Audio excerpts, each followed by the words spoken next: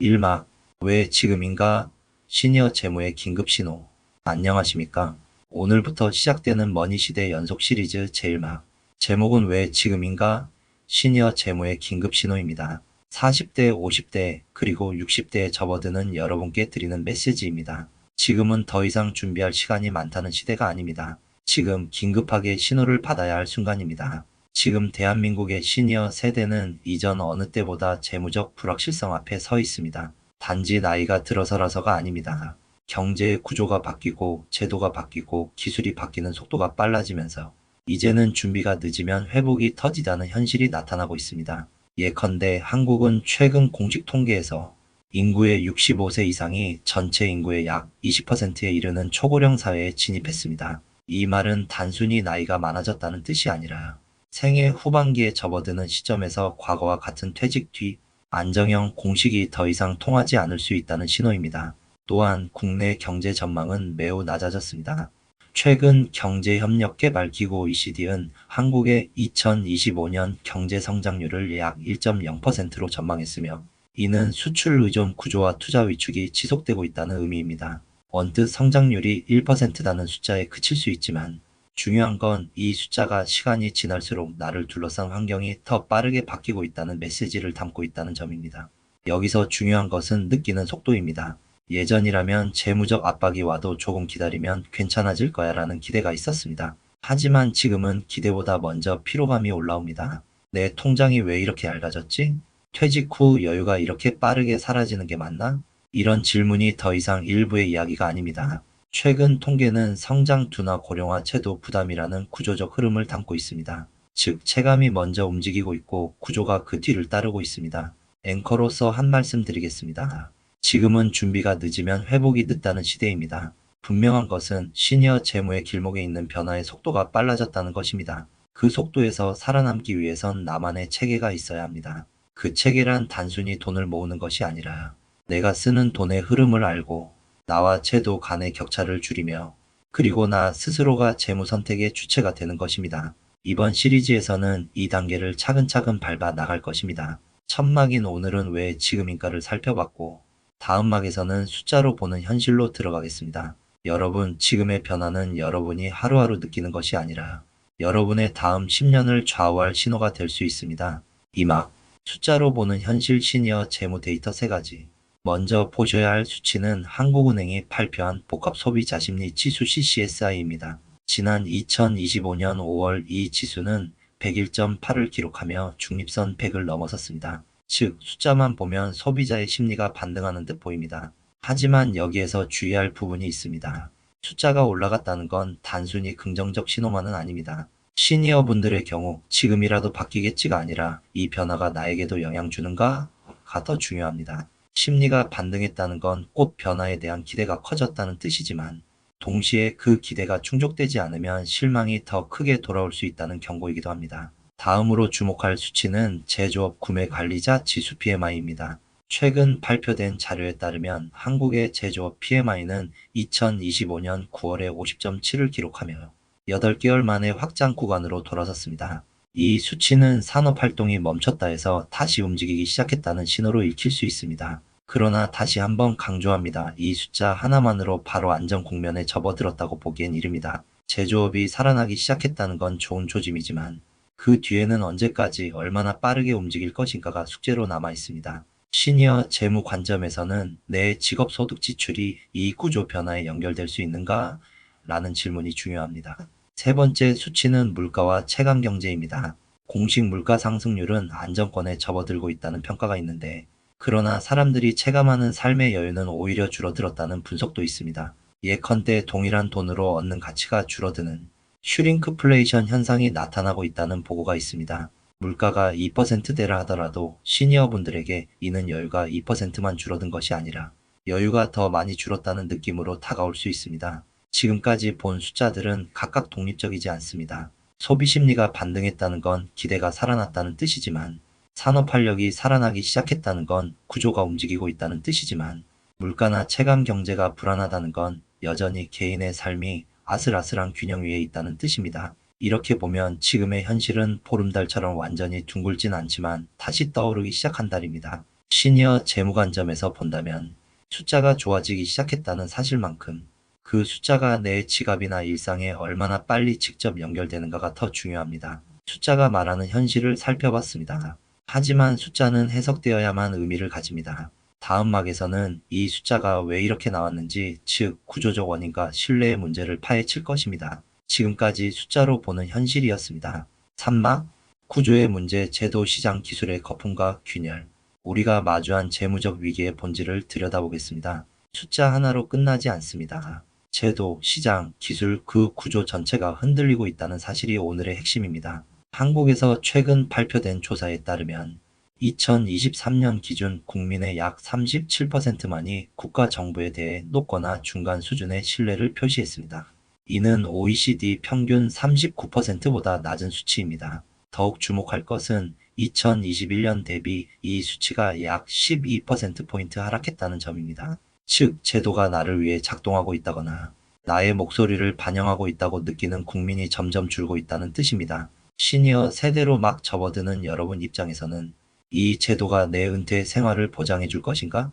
라는 질문에 답을 얻기 어려운 시대가 되어버린 겁니다. 제도의 안정감이 흔들릴 때 사람들은 준비보다 대응으로 나아가게 됩니다. 다음으로는 시장과 기술의 구조입니다. 한국에서는 고도 기술화 디지털 전환이 빠르게 진행되고 있습니다. 하지만 그 속도만큼 격차와 취약성이 커지고 있습니다. 예컨대 2022년 노년층의 인터넷 이용률은 76.2%까지 올라갔지만 온라인 금융 서비스 이용률은 여전히 41.1%에 머물러 있었습니다. 즉, 디지털 도구는 확대됐지만 그것이 재무적 자산, 관리나 시장 참여로 이어지는가에 대한 구조적 연결은 아직 약하다는 겁니다. 시니어 여러분이 겪는 디지털 금융 혹은 재테크 온라인 플랫폼에 대한 진입 장벽이 바로 여기서 기인합니다. 기술 진입이 어려울수록 남는 건 기회보다는 위기입니다. 지금 여러분이 마주한 구조는 세 가지 측면에서 영향을 미칩니다. 제도의 불신, 내가 언제쯤 안전해질까라는 불안, 시장 기술의 격차, 다른 사람은 되고 나는 안 돼? 라는 회의. 이 두 가지가 결합해 내 선택이 무력해질까라는 체념.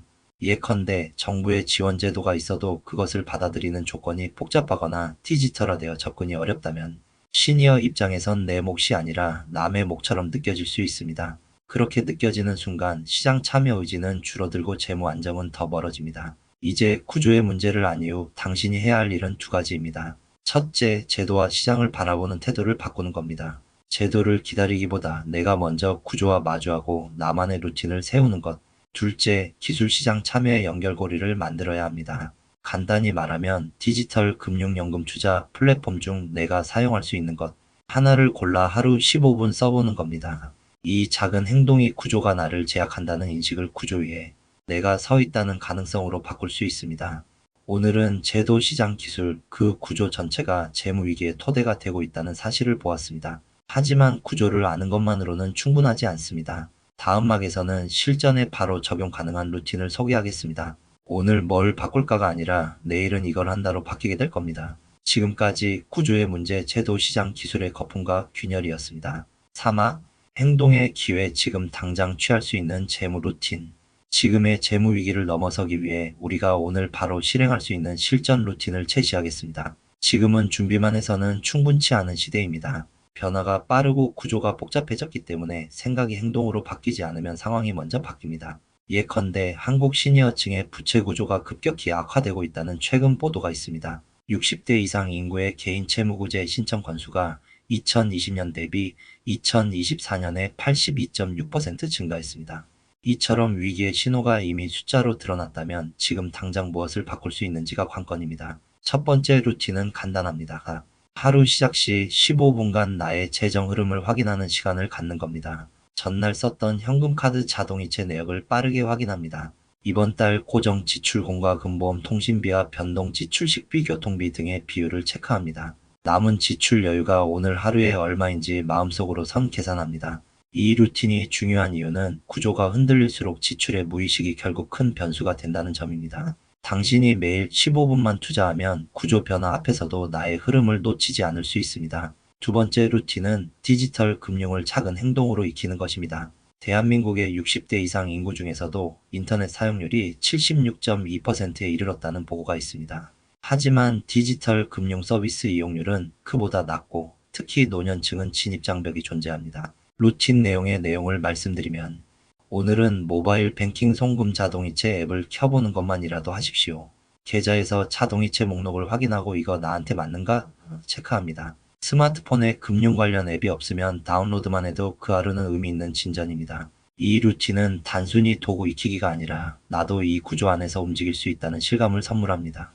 세 번째 루틴은 4주 동안 유지 가능한 체크리스트 루틴입니다. 주 1회 고정 BS 변동 지출 내역 기록하기.